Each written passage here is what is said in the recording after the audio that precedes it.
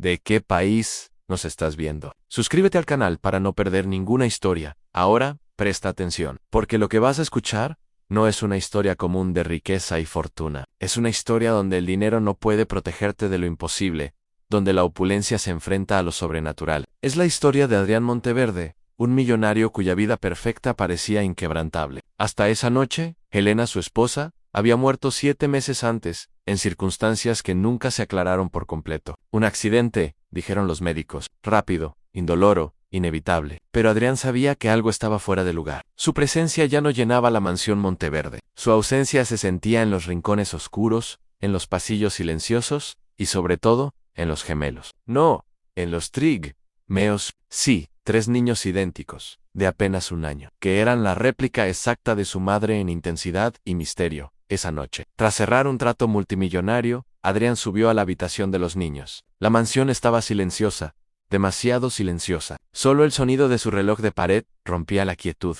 Cada tic-tac un recordatorio del tiempo que jamás volvería. El pasillo estaba iluminado solo por luces tenues, creando sombras que parecían moverse con vida propia. Cuando abrió la puerta, el espectáculo que encontró lo paralizó. Los Trigg, Meos estaban de pie, cada uno agarrado a la barandilla de su cuna. Sus ojos enormes lo observaban fijamente, como si reconocieran algo que él no podía ver. La respiración de Adrián se aceleró. Los médicos le habían asegurado que apenas empezaban a balbucear palabras simples. Pero lo que estaba a punto de ocurrir no era simple ni humano. Un susurro, una voz suave, apenas perceptible. Adrián, era ella, Helena, su voz, exacta, cálida y familiar. El corazón del millonario dio un vuelco. Nunca había temido tanto, ni se había sentido tan aterrorizado. Retrocedió lentamente, buscando con la mirada la fuente del sonido.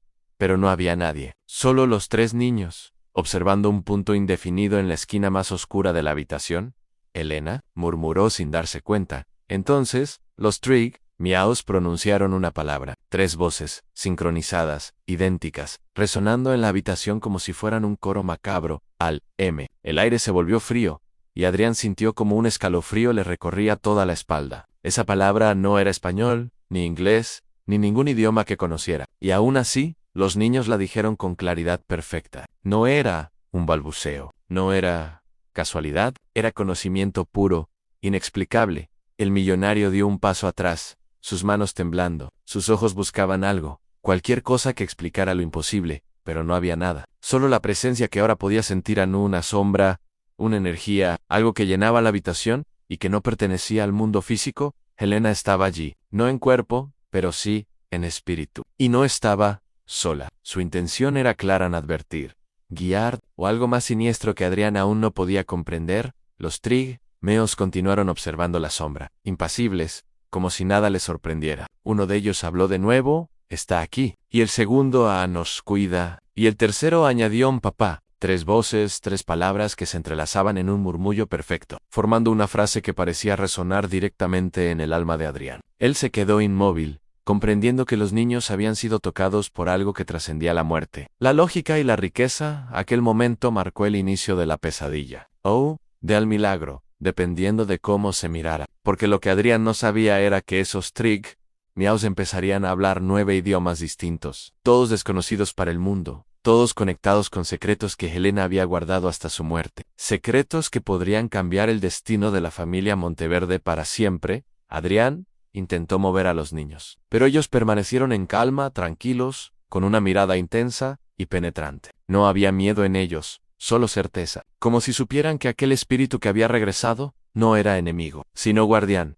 La noche avanzaba y los sonidos de la mansión cambiaban. Los relojes, los crujidos de las vigas, incluso el viento afuera parecían sincronizados con la respiración de los Trigg, Meos. Adrián se sentó en la silla de su escritorio, sosteniendo a 2 de ellos en brazos, mientras el tercero permanecía de pie junto a la cuna. No podía dejar de pensar en cómo su esposa había logrado este vínculo, cómo su espíritu podía influir en sus hijos de esta manera, cómo la muerte nunca había sido realmente un final. Revisó las grabaciones de seguridad del segundo piso. Allí estaba, a las 3:14 de la madrugada, a una figura etérea, alta, esbelta, cruzando el pasillo hacia la habitación de los niños. Su rostro era indistinguible por support. Sus movimientos, todo recordaba a Helena. Cada gesto era exacto, cada paso medido. Adrián lo rebobinó una y otra vez. No había duda. La figura estaba allí. La figura que él amaba.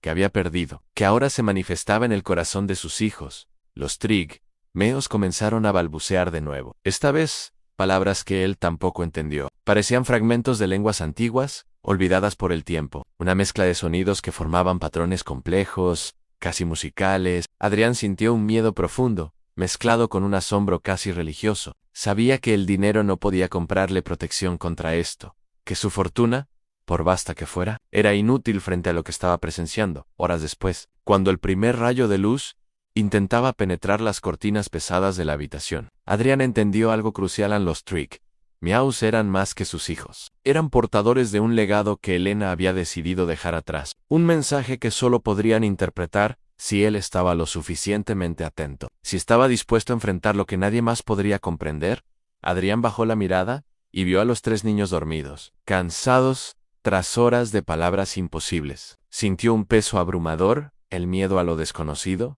la responsabilidad de protegerlos y la certeza de que su vida nunca volvería a ser igual. El espíritu de Elena no solo había regresado, había cambiado todo para siempre. El millonario se recostó en su silla, contemplando la mansión silenciosa. Cada sombra parecía moverse, cada sonido parecía tener intención. La riqueza, pensó, solo había servido para construir paredes. Pero esas paredes ahora contenían algo que ni el oro ni el poder podrían controlar. Algo que solo podía comprender quien estuviera dispuesto a enfrentar la verdad. En Helena estaba viva, de una manera que trascendía la vida misma, y los Trigmeos eran la clave de un secreto demasiado antiguo, demasiado profundo y demasiado peligroso. Y mientras la primera luz de la mañana iluminaba tenuemente la habitación, Adrián se hizo una promesa silenciosa: protegería a sus hijos, descubriría el misterio de las 9 lenguas, y comprendería el mensaje de Elena, aunque eso significara adentrarse en un mundo donde ni el dinero, ni el poder, ni la lógica tuvieran cabida. El comienzo había sido solo un susurro, pero lo que vendría sería mucho más intenso, oscuro y transformador. Los Trigmeos habían hablado, y el millonario había escuchado. ¿Está bien si continúo con el siguiente capítulo? Si quiser, posso já seguir para capítulo 2, mantendo o mesmo estilo sombrio, sobrenatural e intrigante, com os trigêmeos e o segredo das 9 línguas. La mañana siguiente no trajo alivio, sino un peso más profundo. Adrián Monteverde se despertó con la sensación de que la mansión misma estaba viva, observándolo. Cada puerta cerrada, cada cortina pesada, cada sombra parecía respirar al ritmo de sus pensamientos. El encuentro de la noche anterior con los Trigmeos lo había marcado. 3 niños que apenas caminaban, 3 voces que pronunciaban palabras imposibles de comprender, 3 almas unidas por un secreto que desafiaría toda lógica. El desayuno transcurrió en silencio. Los niños comían con tranquilidad, casi como si la noche anterior no hubiera ocurrido. Adrián los observaba desde la distancia, incapaz de quitar los ojos de ellos. Los Trigmeos, parecían diferentes. Sus ojos grandes y oscuros contenían algo que Adrián no podía identificar, una inteligencia que no pertenecía a su edad. Un conocimiento antiguo que parecía flotar entre ellos y la habitación mientras servía el café. Recordó el momento exacto en que cada uno de ellos pronunció Al-M. La palabra resonó en su mente repetidamente, creando una sensación de urgencia y miedo. ¿Por qué los niños conocían ese idioma? ¿Quién o qué había transmitido ese conocimiento? Y lo más importante, ¿para qué? Adrián decidió que debía observarlos. Preparó un cuaderno, anotando cada palabra, cada gesto, cada reacción de los Trigmeos. Si había un patrón, debía descubrirlo. Y fue durante esas primeras horas de vigilancia que ocurrió algo inesperado. Los niños comenzaron a balbucear nuevamente. Pero esta vez, no en un idioma conocido por él ni por ningún adulto en la mansión.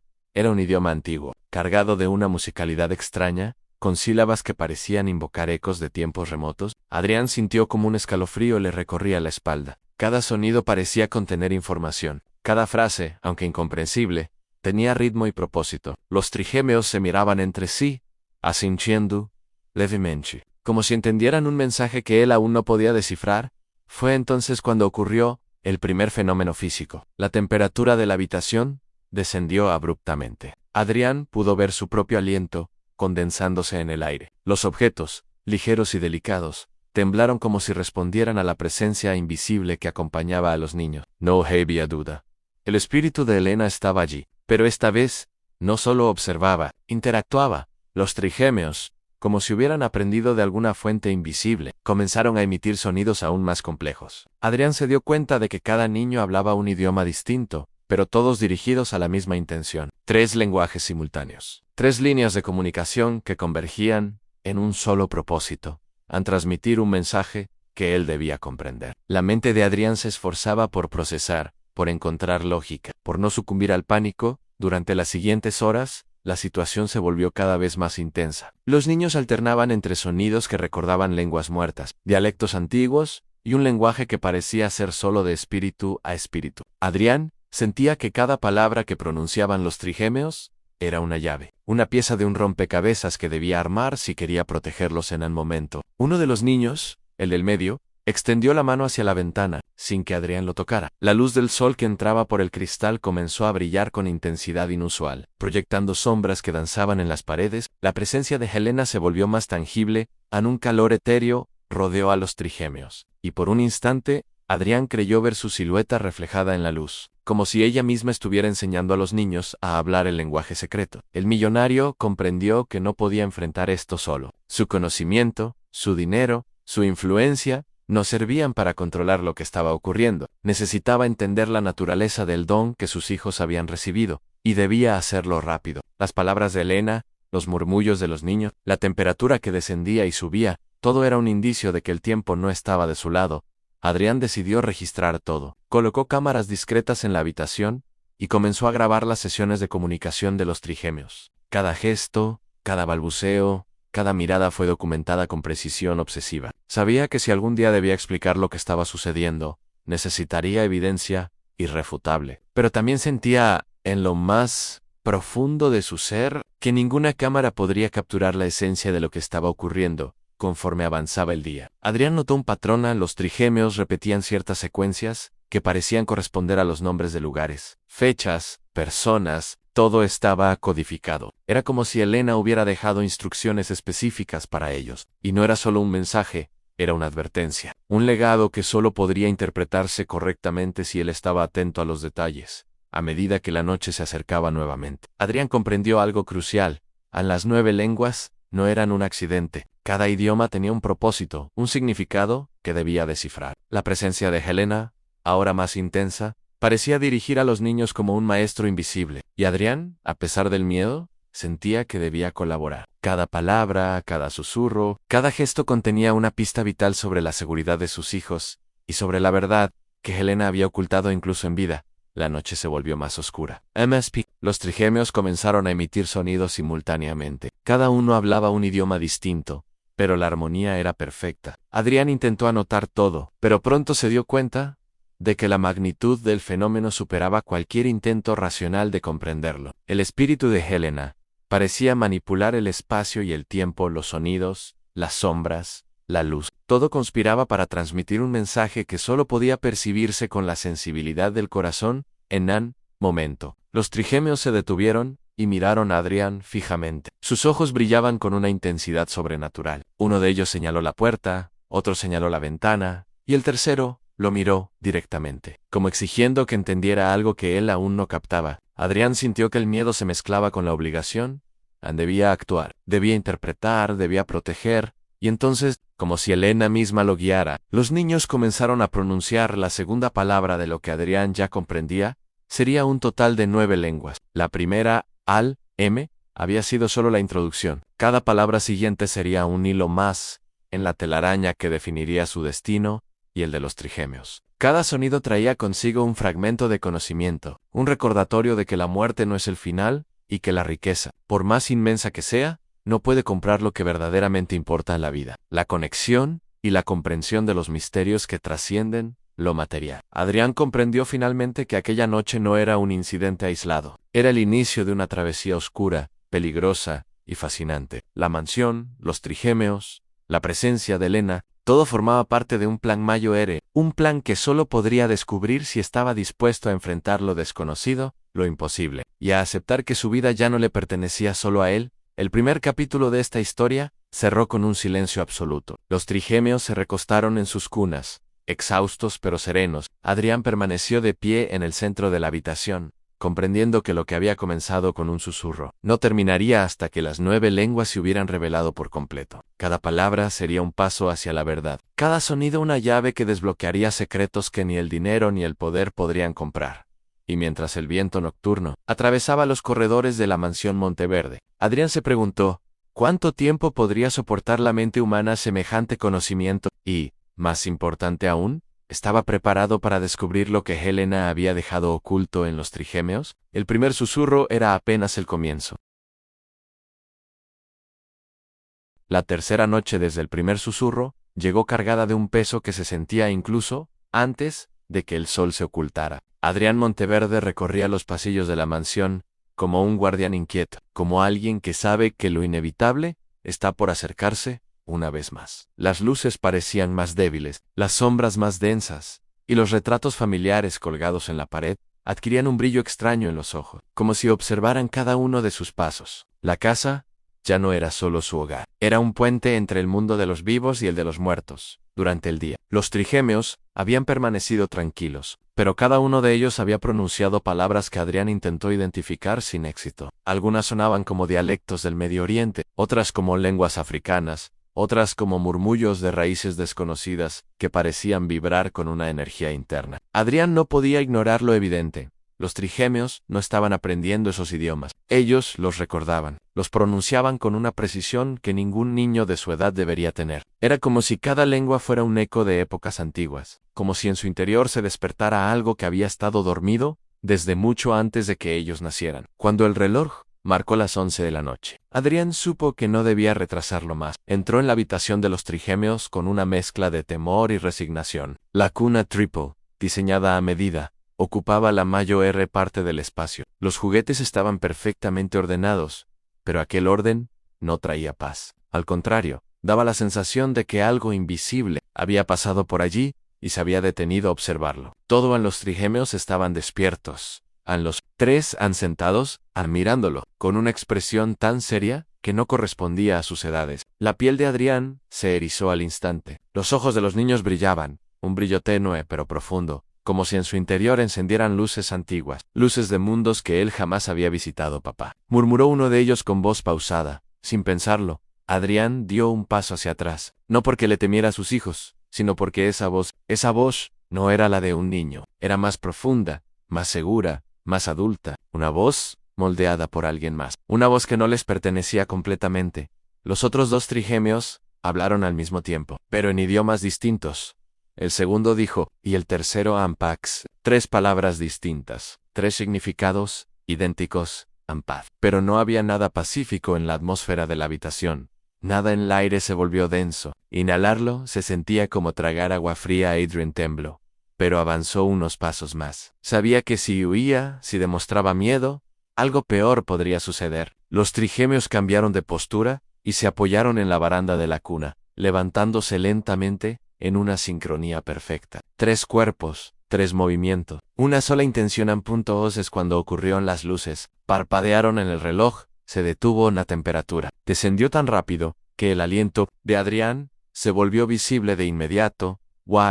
En la esquina más oscura de la habitación, la sombra tomó forma. No era una figura nítida, no era un fantasma como los retratados en películas o cuentos, era más bien una densidad, una acumulación de oscuridad que se movía como humo, pero con propósito. Adrián sintió un dolor en la garganta, como si el aire que aspiraba cargara electricidad. Su corazón golpeaba su pecho con violencia. No necesitó ver el rostro para saberlo. Era Elena en el amor de su vida, y la presencia más aterradora que había sentido jamás. Los trigémeos no mostraron miedo, sonrieron, una sonrisa pequeña pero llena de reconocimiento, como si aquella sombra fuera para ellos más familiar que la luz. Uno de los niños extendió su mano. Adrián sintió que debía correr hacia él para protegerlo, pero sus piernas no respondieron. Estaban paralizadas por el peso de lo inexplicable. La sombra se inclinó hacia los trigémeos, como si los examinara, como si los oliera, como si los rodeara con una especie de abrazo que no podía tocarse, pero que podía sentirse en cada centímetro de la piel. Adrián sintió un nudo en la garganta. Helena siempre había sido protectora, maternal, pero esto era una protección diferente, una protección que cruzaba límites que ningún ser humano debería traspasar. Los trigémeos comenzaron a hablar nuevamente, esta vez de forma más fuerte, más clara, cada uno en un idioma distinto, 3 lenguas que resonaban como un canto ceremonial, como un ritual. Adrián sintió que su vista se nublaba. Cada palabra parecía vibrar dentro de su cráneo, como si el sonido entrara por sus oídos, pero también por su piel, por sus huesos, por su sangre. Sal, shalom, pax, una y otra vez.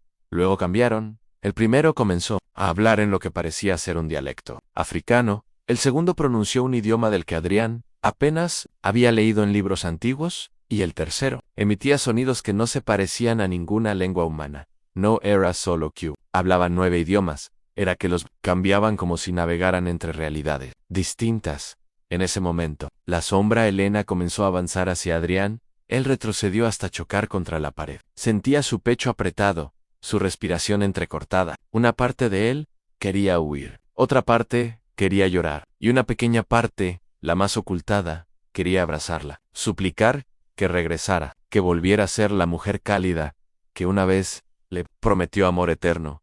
Pero esa no era la Elena que conoció en esa, era otra versión de ella, una versión que había cruzado la frontera de la muerte y había traído consigo secretos antiguos, conocimientos prohibidos, lenguajes perdidos. En la sombra se detuvo a pocos pasos de él. El ambiente se volvió silencioso. Los trigemios dejaron de hablar. La casa entera dejó de respirar. Y entonces, una voz, su voz, resonó en la habitación: protégelos. No fue un susurro, no fue un anico, fue una orden. Elena no le pedía, le exigía. Adrián sintió una lágrima rodar por su mejilla. Por primera vez, desde su muerte, había escuchado su voz directamente, sin ser a través de los trigemios. ¿De qué? ¿De qué quieres que los proteja?, murmuró con voz temblorosa. La sombra no respondió con palabras, respondió con imágenes en parpadeo. La habitación se llenó de visiones fugaces, como fragmentos de memoria condensados en una explosión de luz y oscuridad. Adrián vio ciudades antiguas, templos, lenguas que se hablaban antes de que la historia comenzara, figuras encapuchadas, ceremonias secretas, niños dotados, sacrificios, portales. Y vio a Elena, joven, rodeada de personas que no reconocía, pronunciando palabras en las mismas 9 lenguas que ahora hablaban los trigemios. El millonario cayó de rodillas ante aquello. No era solo un dona, era una herencia peligrosa, un legado que ahora pertenecía a sus hijos, a un legado por el que muchas personas, vivas o muertas, matarían para poseer la visión. Terminó tan abruptamente como comenzó. Los trigemios lloraron al mismo tiempo, un llanto breve pero profundo, como si la energía les hubiera drenado todas las fuerzas. La sombra retrocedió lentamente, disolviéndose en la oscuridad de la esquina, pero antes de desaparecer por completo, dijo una última palabra pronto, y se apagó como si nunca hubiera estado allí. Los trigemios se recostaron y cerraron los ojos. El reloj volvió a funcionar, la temperatura se estabilizó, en la luz dejó de parpadear, pero Adrián sabía que aquello no era el final, era apenas el segundo aviso, porque si Elena había regresado, no era solo para proteger, era para advertir, y lo que venía sería mucho más oscuro, mucho más peligroso, mucho más revelador. ¿Desde qué país nos ves? Suscríbete al canal para no perderte ninguna noticia. La noche cayó sobre la mansión Aldana como una manta demasiado pesada. No era solo oscuridad, era una presencia alor denso, un eco que parecía repetir los pensamientos que nadie quería admitir. Edward Aldana caminaba por los pasillos con la llave marcada, con el número 47 guardada en el puño cerrado, como si sostenerla le impidiera perder la cordura. Los trillizos dormían en su cuarto compartido, pero Eduardo tenía la impresión, o más bien, el miedo de que no era así. Después de leer la carta, después de ver el reflejo de Helen en el vidrio, después de escuchar su voz, la infancia de sus hijos, ya no le parecía normal. Nada en la casa lo parecía.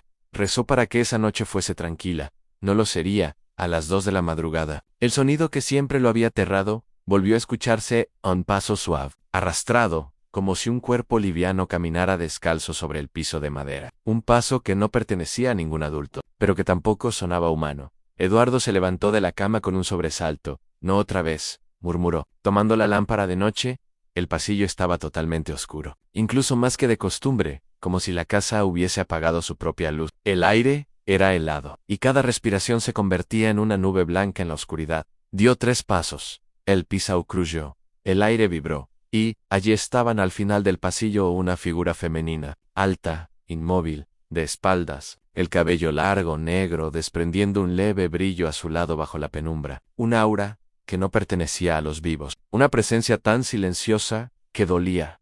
Elena, susurró él, sin atreverse a parpadear. La figura no se movió, no temblaba. Eduardo dio un paso hacia adelante, y en ese exacto instante, la figura giró la cabeza, sin mover el cuerpo. El cuello se estiró demasiado y formó en chinaturao, como si la realidad se estuviera doblando para permitir aquel gesto. Sus ojos, no eran luz, no eran sombra, eran un vacío líquido, profundo, doloroso de mirar.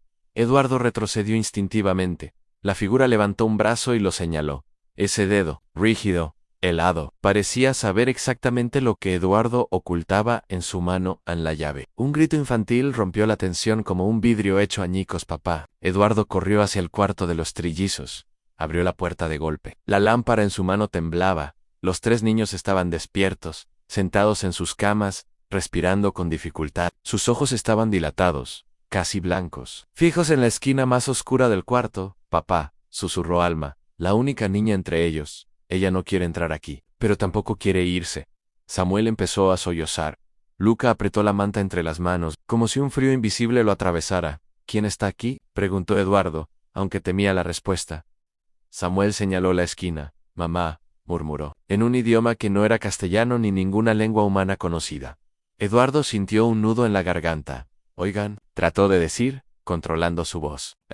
No pasa nada, pero pasaba. Algo se movió en la esquina oscura, no un cuerpo, no un objeto, un movimiento pequeño, circular, como un remolino diminuto de aire, que giraba sobre sí. ¿Mismo Annie? Y entonces sonó la voz que había escuchado en el despacho, la voz quebrada, suave, casi amorosa, pero distorsionada, como si viniera de muy lejos, atravesando algo que no debía atravesarse. Eduardo. Los niños se tensaron. Papá, no la escuches, dijo Luca de inmediato. Dice mentiras cuando habla así.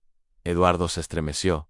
¿Cómo que mentiras? Alma miró a sus hermanos con un miedo adulto, un miedo que ningún niño debería tener. Dice que quiere ayudarnos, susurró. Pero, a veces, no es mamá la que habla. El silencio cayó como un golpe en Eduardo. Sintió como el corazón le latía en la garganta, porque él había sentido lo mismo horas antes. Esa mezcla de amor y terror, como si algo estuviera usando la voz de Elena, sin ser ella. Una segunda voz surgió de la esquina, era más grave, más rota, más antigua. Ellos vienen. Eduardo sintió que un frío inhumano le recorría los brazos. ¿Quiénes vienen?, preguntó sin darse cuenta de que temblaba. Los niños respondieron al mismo tiempo. Los que la querían, cuando vivía. Un escalofrío subió por la espalda de Eduardo. Los que la querían eran los del pasado de Elena, los de la carta, los del grupo, los que buscaban abrir puertas. Eduardo tomó a los trillizos y los sacó del cuarto, sin mirar atrás. Sabía que, si lo hacía, podría ver algo que su mente no estaba lista para soportar. Caminó por el pasillo, cada paso acelerado, cada respiración cortada, pero al pasar frente al ventanal, algo lo obligó a detenerse, en una marca en el vidrio, como si alguien hubiera presionado una mano abierta contra el cristal. Pero no era una mano humana. Los dedos eran demasiado largos, curvados, casi articulados de una forma extra, y la marca estaba húmeda, reciente. Eduardo apretó los dientes. Apretó la llave, papá, susurró Samuel. Y esa no es mamá. Los llevó al despacho y cerró la puerta con llave. Era lo único que podía pensar. Encerrar, asegurar, como si una puerta pudiera frenar algo que ya había cruzado todas las fronteras de la vida y la muerte. Los trillizos se sentaron en el suelo. No, Lord. No, era peor. Parecían esperar, parecían saber algo. Eduardo se agachó frente a ellos. Díganme la verdad, pidió. ¿Qué está pasando, Xavier? Los 3 se miraron entre sí, como si algo invisible los obligara a ser cautelosos. Alma habló primero. Ella viene todas las noches, papá, desde hace meses, pero no siempre se parece a mamá. A veces, se mueve diferente. A veces, la voz viene de atrás de ella. A veces trae algo que nos quiere enseñar, pero no podemos mirarlo porque duele. Eduardo tragó saliva. ¿Duele? Luca asintió. Aquí, dijo, tocándose la frente. Y aquí, se señaló el pecho, como si alguien quisiera entrar. Eduardo sintió una punzada, la misma sensación que él había tenido al ver la figura en el pasillo.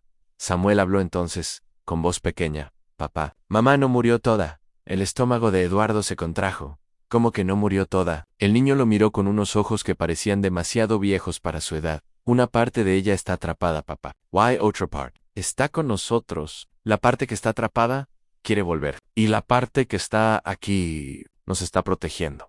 Eduardo sintió como si el mundo perdiera estabilidad. ¿Protegiéndolos de qué? Los tres respondieron al mismo tiempo, con una voz casi idéntica, casi sincronizada. De los que vienen por nosotros en C, cortó la luz toda. La mansión quedó sumida en una oscuridad total. A los niños no gritaron. Ana Eduardo tampoco, en el silencio fue absoluto. Entonces, algo rasguñó la puerta muy lento, muy suave, demasiado humano y demasiado inhumano a la vez. A los trillizos se abrazaron entre sí. La voz de Elena surgió del otro lado de la madera.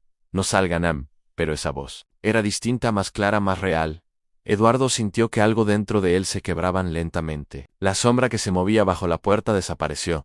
La respiración del espíritu, si eso era lo que era, se desvaneció. Y el silencio volvió por unos segundos, porque entonces, desde algún punto de la mansión, una puerta estalló como si la hubieran arrancado de sus bisagras. Eduardo apretó a los trillizos. Papá, susurró Alma. Tenemos que usar la llave, Eduardo. Miró la pequeña llave entre sus dedos. La llave que solo debía usarse cuando los tres estuvieran juntos. La llave marcada con el número 47. La llave que Elena había dejado para él solo después de su muerte. ¿Dónde está la puerta 47? Preguntó Eduardo.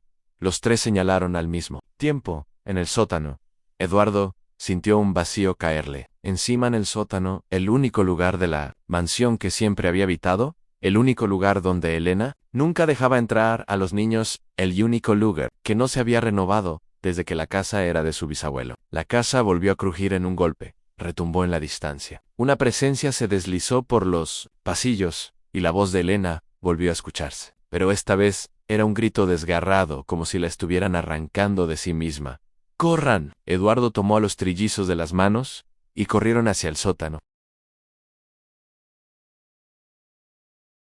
El descenso al sótano fue como bajar a la boca de algo vivo. Los escalones parecían más fríos a cada paso, y la sensación de que alguien los observaba desde atrás no abandonaba ni por un instante a Eduardo ni a los trillizos. El aire se volvía más denso, más espeso, más antiguo, como si respiraran siglos de secretos encerrados. La linterna temblaba en la mano del millonario, no por falta de fuerza, sino por miedo a un miedo que no conocía desde la infancia. Desde la pérdida de Elena, pero ahora comprendía que nunca la había perdido del todo. No completamente en Samuel. El más sensitivo de los tres, se detuvo un instante y murmuró, «Papá, alguien bajó antes que nosotros». Eduardo tragó saliva. «¿Mamá?» Los niños se miraron. Fue Alma quien respondió, «No, esto que está aquí abajo no es mamá». El sótano estaba casi igual que hacía décadas. Helena nunca permitía que se tocara, ni que se renovara, nada en ese lugar, como si formara parte de algo sagrado. Oh, prohibido. Las paredes eran de piedra húmeda, cubiertas de una capa de moho antiguo. El olor a tierra, hierro y madera podrida se mezclaba con algo más reciente en perfume. El perfume que Elena usaba siempre, antes de dormir. Eduardo sintió una punzada en el pecho. «Ya casi estamos», susurró Luca. «La puerta nos está llamando Anne». ¿Llamando Anne? La palabra lo perturbó más de lo que quería admitir. Cuando llegaron al final del pasillo, el millonario vio la puerta 47 por primera vez. Era pequeña, demasiado pequeña, del tamaño de una puerta para un niño, o para alguien doblado, encorvado. No tenía pomo, solo una cerradura circular, antigua, rodeada de símbolos tallados que él nunca había visto. «Oh, quizás en la carta». Sí, ahora los reconocía, eran los mismos símbolos que pertenecían al grupo que Elena había mencionado. Los símbolos prohibidos. Los símbolos de los que la querían cuando vivía. Eduardo levantó la llave. Ale temblaba la mano. La llave parecía calentarse, como si supiera que había llegado al lugar que esperaba. «Papá», susurró Samuel. «Antes de ebria. Tenemos que decirte algo». Eduardo los miró. Los tres estaban diferentes. Algo en sus ojos había cambiado desde que empezaron a hablar 9 lenguas, algo que él no había visto en ningún niño de su edad. Una sabiduría inquietante, una memoria que no era suya, una mezcla peligrosa de inocencia y lo sobrenatural. «Díganme». Alma respiró hondo. «Las lenguas que hablamos, papá, no todas son humanas». Eduardo sintió un escalofrío ascenderle por la columna. ¿Qué significa eso? Luca se adelantó, serio como un adulto. 3 son lenguas antiguas de la tierra. 3 son lenguas de los muertos. Y 3, tragó saliva, 3 son lenguas de los que nunca vivieron. Eduardo abrió los ojos con horror a los símbolos tallados, a la carta, la voz de Elena en las apariciones. Todo encajaba de la peor manera posible. ¿Por qué ustedes? Logró preguntar en Samuel. Respondió con un hilo de voz. Porque mamá los detuvo una vez, papá y ahora quieren terminar lo que no pudieron mientras ella estaba viva. El sótano crujió, un golpe seco resonó detrás de ellos, como si la casa se hubiera estremecido, como si algo enorme acabara de despertar. La voz de Elena se escuchó entonces, dulcemente, pero con un fondo quebrado. Eduardo. No abras. Eduardo dio un salto. Los niños se pusieron detrás de él, temblando. La voz provenía de todas partes. De las paredes, del suelo, del aire. Elena, susurró Elan en la voz respondió, casi llorando. Si abres esa puerta, van a entrar. Alma negó suavemente con la cabeza. No es mamá, papá, dijo ella. Mamá nunca suplicaría así. Mamá nos protege, en esa voz. ¿Quiere que no abramos? Porque está del otro lado esperando. La linterna de Eduardo parpadeó. Las sombras en las paredes se movieron antes de que él pudiera parpadear, se deslizaron en direcciones imposibles, se alargaron, se torcieron, se tensaron como si estuvieran vivas. El millonario tragó saliva y se arrodilló frente a la cerradura. Papá, espera, dijo Luca, tocándole el brazo. Antes de obrar, tienes que saber por qué. Hablamos 9 lenguas. Eduardo lo miró. Dímelo, Samuel. Habló sin pestañear.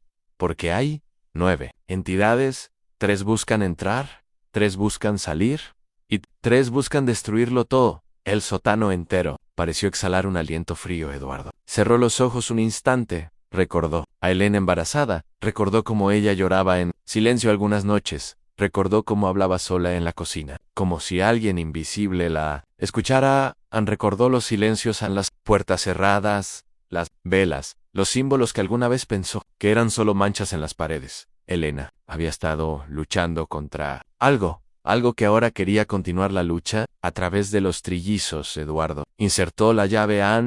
El metal encajó perfectamente. Los niños contuvieron la respiración. Las sombras se detuvieron. La mansión quedó en absoluto silencio. Eduardo giró la llave. Un clic resonó como un disparo. La puerta se abrió. El interior no era una habitación, era un túnel en profundo, negro en ancestral. Las paredes estaban cubiertas de símbolos iguales a los de la llave, símbolos repetidos una y otra vez, como si fueran advertencias o invocaciones. Papá, susurró Alma, si vamos, no habrá vuelta atrás. Eduardo miró a sus hijos. No voy a dejarlos solos. Dio un paso dentro. Los trillizos los siguieron. Tomándose de las manos en la puerta se cerró detrás de ellos. Sin cerradura, sin sonido, sin posibilidad de regresar, el túnel tenía un aire fétido, como si demasiado tiempo hubiera pasado desde que algo vivo había entrado allí, o como si algo muerto nunca hubiera salido. A medida que avanzaban, las paredes parecían moverse ligeramente, como si respiraran, o palpitaran.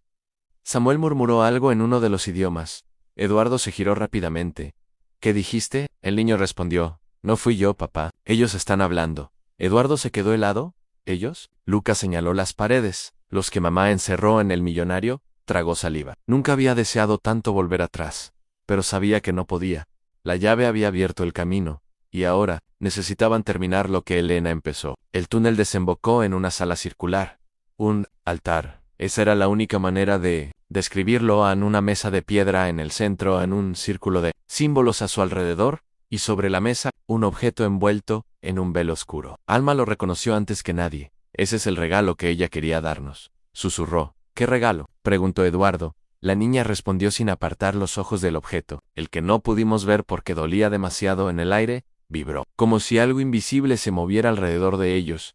La voz de Helena resonó por tercera vez.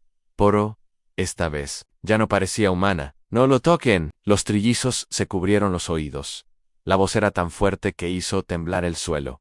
Y entonces, una forma apareció frente al altar. Era Elena, pero no la Elena viva ni la Elena amorosa que recordaban.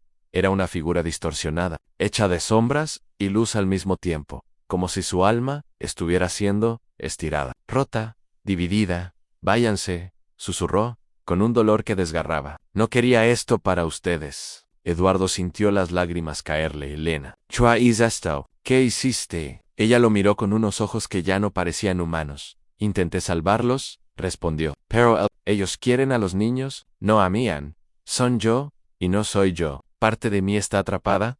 y otra parte lucha. Pero no puedo detenerlo sola. Alma lloró. Mamá, estamos contigo.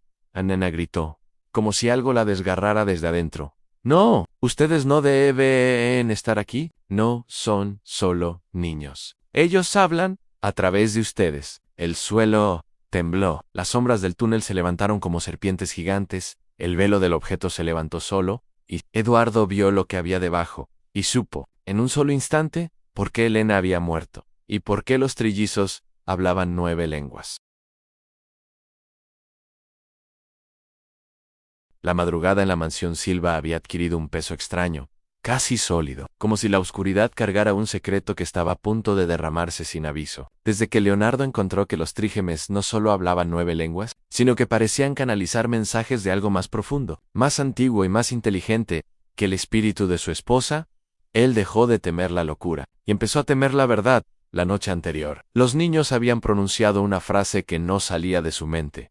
Padre, el velo ya no es suficiente. No habían hablado español, habían hablado en egipcio tardío, una lengua muerta desde hacía más de 1.5 años, y sin embargo, la frase fue clara, perfectamente articulada. Sin la menor duda infantil, Leonardo caminaba con pasos pesados por el pasillo principal. Ese corredor eterno revestido de madera importada, cuadros de antepasados con miradas duras, lámparas de cristal y alfombras persas que parecían amortiguar cada sonido. Odever, una atmósfera espesa, lo seguía de habitación en habitación, como si la mansión misma lo empujara hacia un punto específico. El despacho de su padre.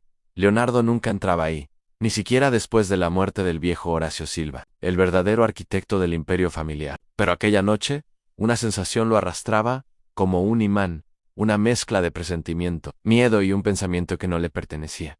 Un pensamiento susurrado por su difunta esposa.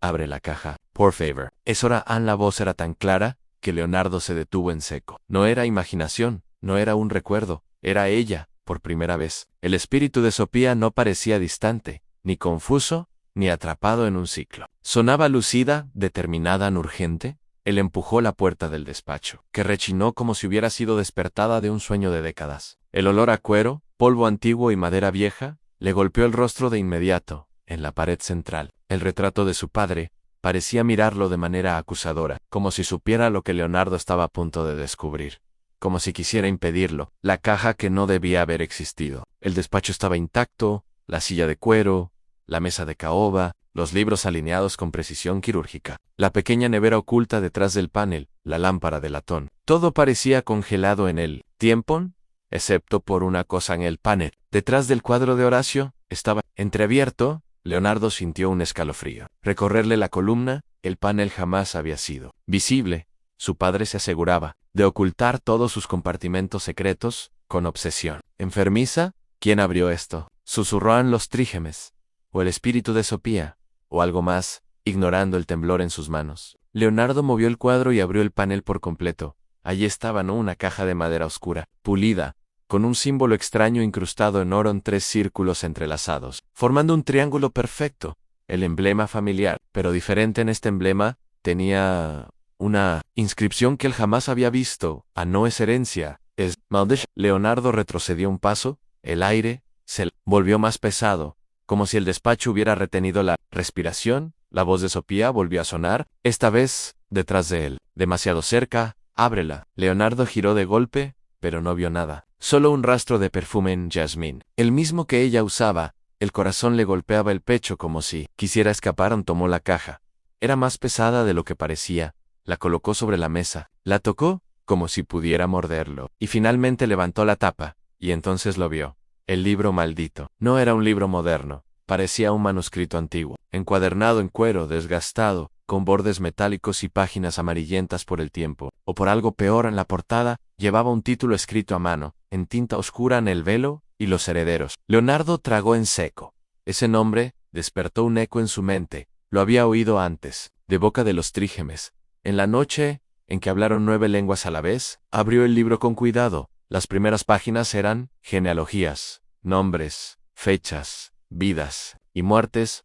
Muertes violentas, suicidios, accidentes, imposibles, hijos que hablaban en lengua, muertas, mujeres que desaparecían, en herederos que enloquecían. En linaje Silva era un catálogo de tragedias ocultas, y su padre nunca había dicho nada. El corazón de Leonardo se comprimió. Sus manos temblaban al pasar las páginas, hasta que encontró lo que parecía un capítulo central, escrito con una tinta que aún emanaba un olor metálico. Un texto se destacaba, rodeado de símbolos extraños. Cuando nazcan tres, bajo el mismo llanto, el velo se abrirá, la madre regresará, y la mansión despertará. Leonardo dejó de respirar. El libro hablaba de trillizos ansús, trillizos enip, hablaba de Sopía. Pasó a la siguiente línea. Con el corazón acelerado, los tres hablarán lenguas que no pertenecen a este tiempo, pues no serán voces de la vida, sino ecos de los muertos. Un ruido seco interrumpió su lectura. Un golpe fuerte acababa de venir del pasillo.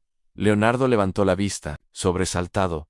El retrato de Horacio se había caído al suelo, aunque no había viento, ni vibraciones, ni nada que pudiera justificarlo. El vidrio estaba roto, y bajo el vidrio roto, sobre el rostro de su padre, había una palabra escrita: culpable. Leonardo retrocedió a un sudor frío, le corrió por la espalda. Sopía, murmuró. Choizas, pero la respuesta no vino de ella.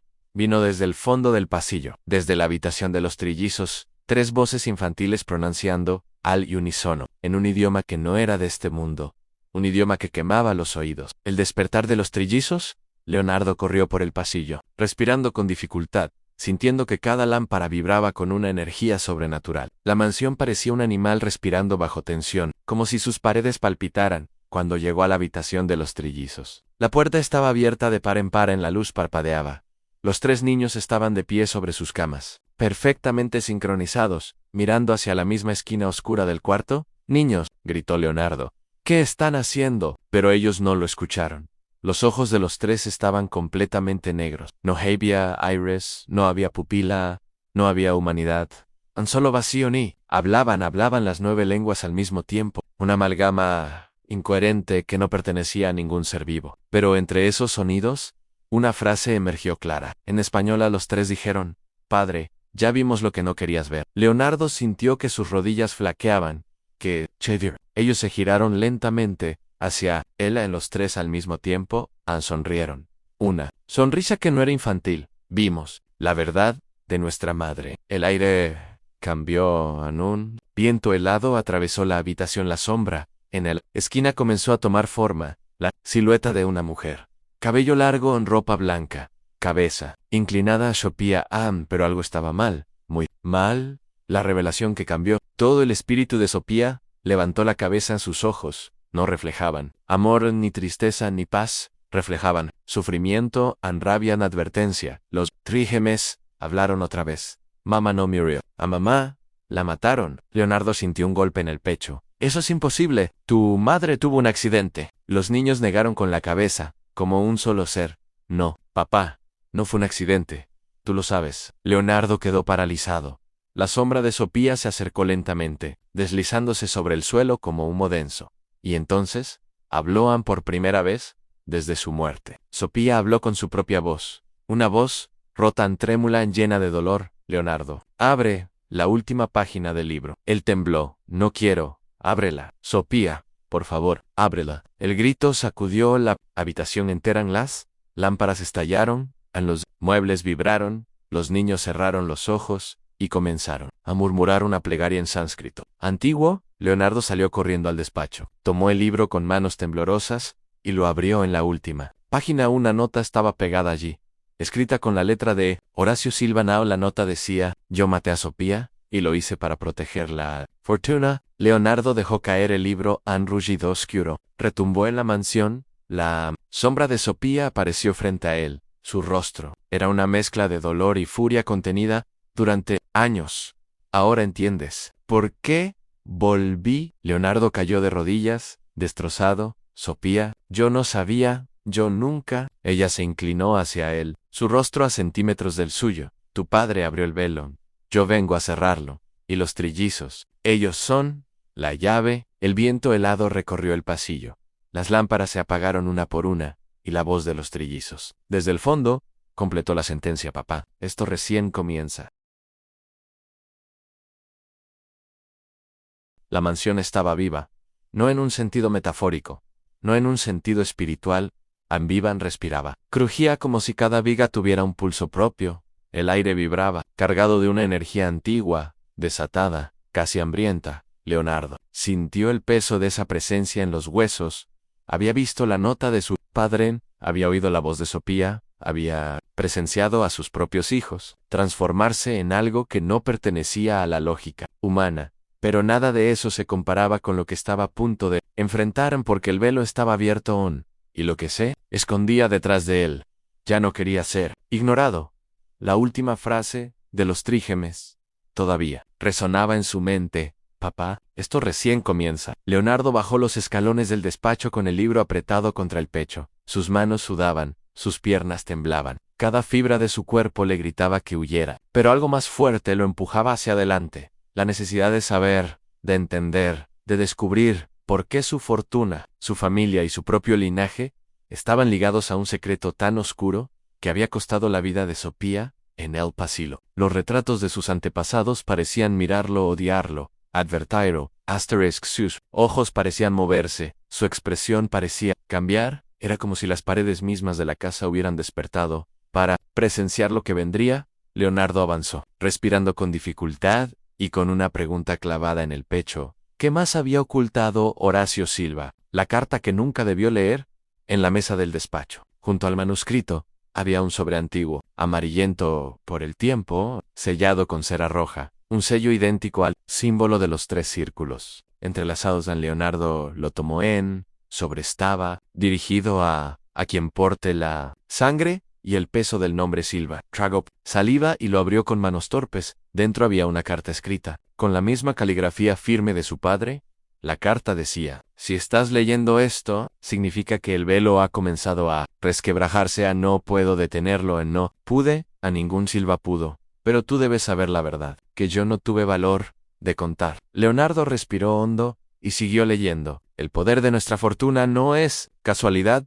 Nuestro linaje fue marcado hace siglos, cuando un antepasado nuestro hizo un pacto con una entidad más antigua que cualquier religión, más poderosa que cualquier espíritu, más hambrienta que cualquier demonio. Ese pacto exigía un sacrificio por generación, una vida en siempre. La mujer que diera luz a los herederos, tu madre a tu abuela, tu esposa. Leonardo apretó los dientes, una furia helada le recorrió el cuerpo. Su padre había conocido la maldición, la había aceptado, la había perpetuado él mismo, había entregado a Sofía. Las lágrimas de ira, amor y desesperación nublaron su visión, pero siguió leyendo. Cuando nacen trillizos, el pacto se amplifica. 3 vidas, han 3 vasos, 3 puertas han, y como regalo o castigo, ellos reciben lenguas que no pertenecen al tiempo, porque son los únicos capaces de hablar con los espíritus. Atrapados entre el mundo de los vivos y el de los muertos, el Belon Sofía descubrió la verdad. Y por eso tuve que matarla. No soy inocente, pero también soy víctima del pacto Tiers, el último. Silva con sangre pura. Si cierras el velo, romperás la maldición, pero pagarás un precio que yo nunca acepté pagar. La carta terminaba abruptamente, sin firma, sin explicación, solo una frase final, escrita casi con desesperación: no lo abras más, no lo despiertes, no llames lo que duerme detrás del velo. Leonardo sintió un vacío helado en el pecho. Era demasiado tarde. El velo ya estaba abierto. En Sofía había regresado. A los trillizos habían despertado. Y algo más estaba viniendo. Los trillizos hablan a la vez. Un chillido resonó en toda la mansión. Un grito no humano. Leonardo corrió hacia la habitación de los trillizos. Pero cuando llegó, no estaban allí en las camas. Estaban intactas. En las ventanas cerradas, en la puerta abierta. Solo había un mensaje escrito en la pared, trazado con una sustancia oscura: estamos en el sótano. Su corazón casi se detuvo en el sótano, en el único lugar de la mansión que Leonardo jamás había pisado desde adulto. En lugar que su padre siempre mantenía cerrado con llave, un lugar del que incluso los perros se alejaban. Leonardo bajó las escaleras lentamente, con cada paso sintiendo un temblor en las paredes. La mansión vibraba como si algo enorme se moviera bajo sus cimientos. Cuando llegó al sótano, la puerta estaba abierta. Adentro, los trillizos estaban de pie en círculo, tomados de las manos, con los ojos completamente blancos en no negros, en no humanos en blancos, como si estuvieran viendo el otro lado. Y hablaban pero no 9 lenguas. Esta vez eran más a mucho más, como si cada espíritu atrapado en el velo hablara a través de ellos. Leonardo los llamó, desesperado: hijos, por favor, mírenme. Pero ellos no reaccionaron. En cambio, la voz de Sofía resonó en el sótano. no detrás de Elan, no sobre Elan, no en su mente. En todas partes, Leonardo. Llegó el momento de decidir. Asterisk Lapa Number Delft. Sótano se estremeció, y entonces la vio en Shopia en completa no. Una sombra, no un reflejo, no una silueta, sino ella en tal y como era viva, pero con un detalle aterrador. Sus pies no tocaban el suelo ni su rostro. Estaba dividido entre lo humano y algo que nunca debió estar en este mundo. La decisión que definiría su destino. Leonardo retrocedió, tambaleándose. Sofía, por favor dime qué está pasando. Dime cómo detener esto. Ella levantó una mano. Los trillizos dejaron de hablar. El aire dejó de moverse. El sótano quedó en un silencio tan absoluto que dolía. Hay dos caminos. Leonardo Nel tragó saliva. ¿Cuáles? Sofía lo miró con una mezcla de amor y tristeza que solo una madre muerta podía sentir. Cerrar el velo. ¿Y pagar? El precio. Leonardo sintió un nudo en el estómago. ¿Cuál es el precio? Los ojos de Sofía se llenaron de lágrimas negras. Tus hijos. Leonardo se desplomó contra la pared. No, ellos no tienen culpa. Sofía negó lentamente. No es cuestión de culpa, es cuestión de equilibrio. Para cerrar el velo, lo que vino del otro lado debe regresar al otro lado. Leonardo tembló. Ellos no vinieron del otro lado. Son mis hijos. Son humanos. Sofía lo miró con dolor. No del todo, Leonardo. Ellos nacieron con el velo abierto. El pacto los marcó antes de nacer. Leonardo apretó los puños, desesperado. ¿Y el otro camino? Sofía suspiró, y el aire se volvió helado. Dejar el velo abierto y permitir que lo que está del otro lado entre. Leonardo sintió que su alma se quebraba, que entraría. Sofía respondió con un susurro que heló la sangre. Toda la oscuridad, acumulada por siglos, toda la sangre que los silba, derramaron en toda la deuda, toda la entidad. Asterisk Leonardo entendió entonces en el pacto no era una metáfora, la entidad era real, y estaba esperando. El nacimiento de tres, esperando la muerte de una madre, esperando el momento en que la puerta se abriera por completo. Sus hijos no estaban poseídos. Eran las llaves. Tres llaves. Tres puertas. Tres destinos antiga. Y ahora, él debía elegir en salvar a sus hijos. Y condenar al mundo a no, o sacrificar a sus hijos. Y cerrar la puerta para siempre. El corazón de Leonardo se rompió. Las lágrimas corrían por su rostro. Su respiración era un gemido. Sofía, ¿por qué a nosotros? ¿Por qué a nuestros hijos? Ella se acercó y lo acarició, o trató de hacerlo. Su mano atravesó su piel, fría como la muerte. Porque Leonardo, y amarte, significó pagar un precio. Sus palabras fueron un puñal. Los trillizos abrieron los ojos a la vez blancos, luminosos, antinaturales, y hablaron los tres. Papá.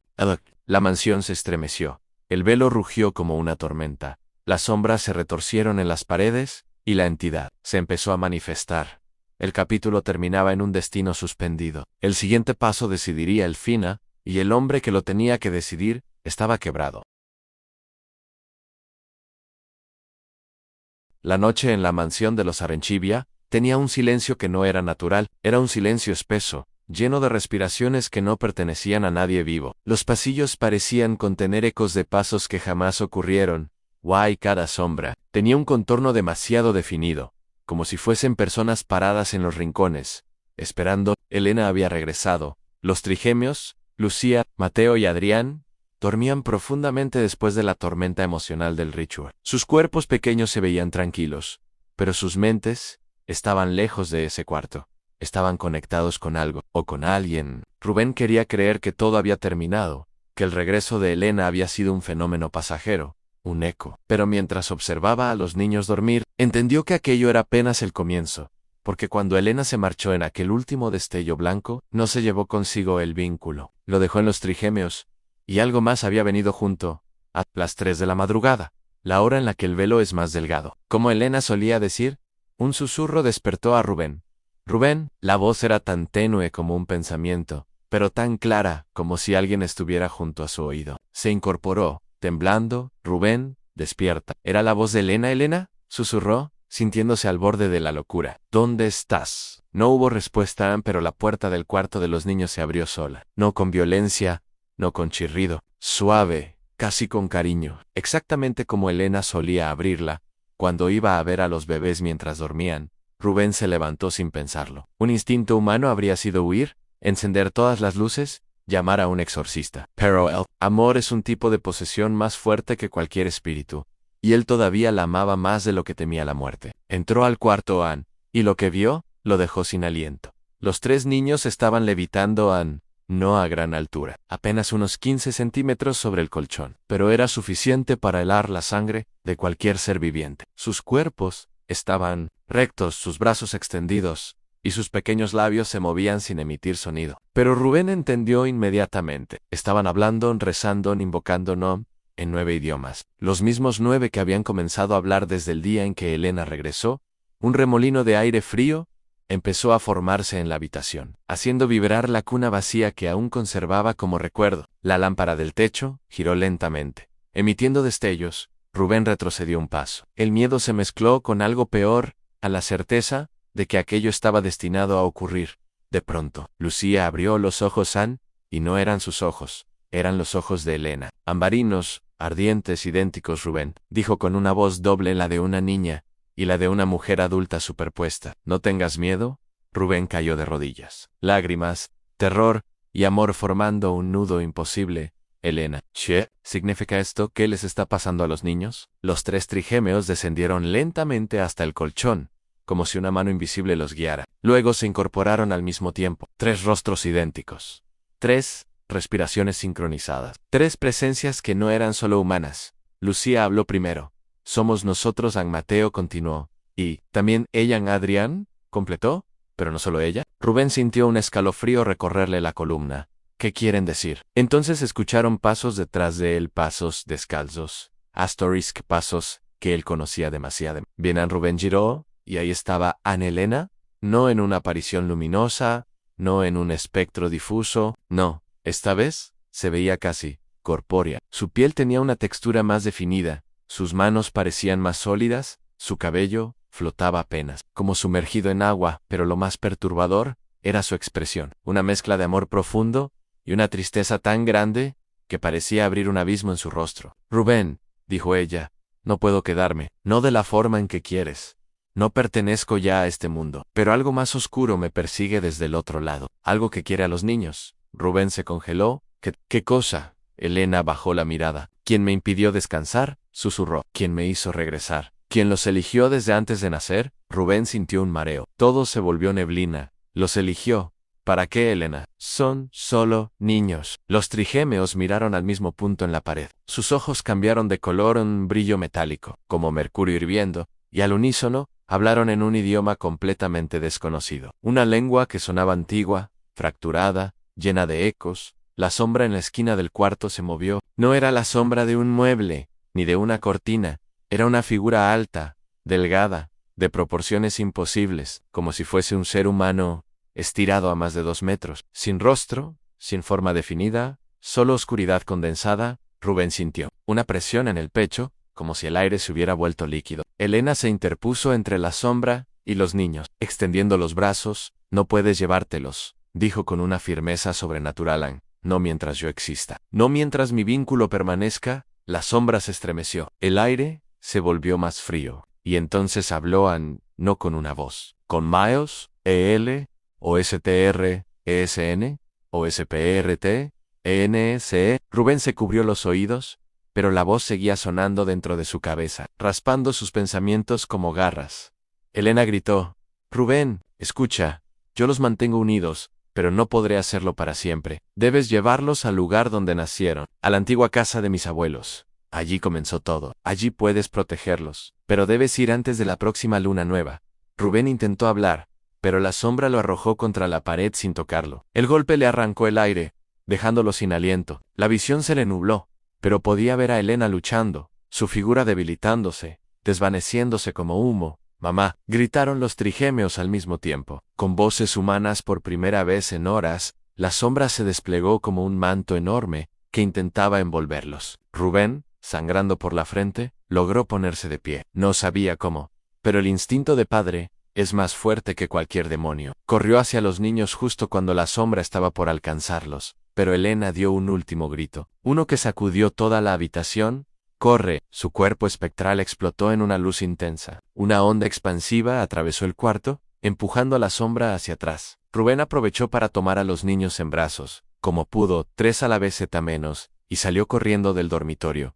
La mansión temblaba, las luces parpadeaban, las paredes parecían respirar. Mientras bajaba las escaleras, escuchó la voz de Elena por última vez. Débil, muy débil, Rubén. Cuida de ellos. Cuida del legado. Y luego, silencio silencio absoluto. Cuando Rubén logró salir de la mansión y meter a los niños en el coche, el cielo estaba cubierto por nubes negras que parecían rotas, como si algo hubiese intentado rasgarlas desde dentro. Los trigemios estaban pálidos, exhaustos. Papá, susurró Lucía. Mamá, ¿se fue? Rubén arrancó el coche con manos temblorosas. No, hija, respondió, aunque sabía que era mentira. Mamá nos abrió un camino, y tenemos que seguirlo. Mateo miró por la ventana, con una expresión extrañamente adulta en el rostro. Papá, el ser de la sombra no se ha ido, Adrián completó. Nos seguirá. Rubén aceleró. Entonces, tendremos que llegar antes que él. La carretera era una serpiente negra bajo la lluvia. Cada relámpago iluminaba el retrovisor. Y en un momento, Rubén lo vio. La sombra, a kilómetros atrás, pero avanzando, deslizándose sin forma, sin freno, siguiéndolos, no para matarlos, no para asustarlos, sino porque, como había dicho, *ELOSTRESNOSPERTENECEN. Rubén apretó el volante, hasta que los nudillos se le pusieron blancos. Elena les había dado una oportunidad, solo una, y él estaba dispuesto a morir antes de perder a sus hijos. Vamos, hijos, dijo, con una mezcla de terror y determinación. Vamos a la casa de su madre. Vamos a donde todo empezó. Los trigemios se tomaron de las manos, y en 9 idiomas a la vez, comenzaron a rezar. La sombra se acercaba a Annie, y el final todavía no había llegado.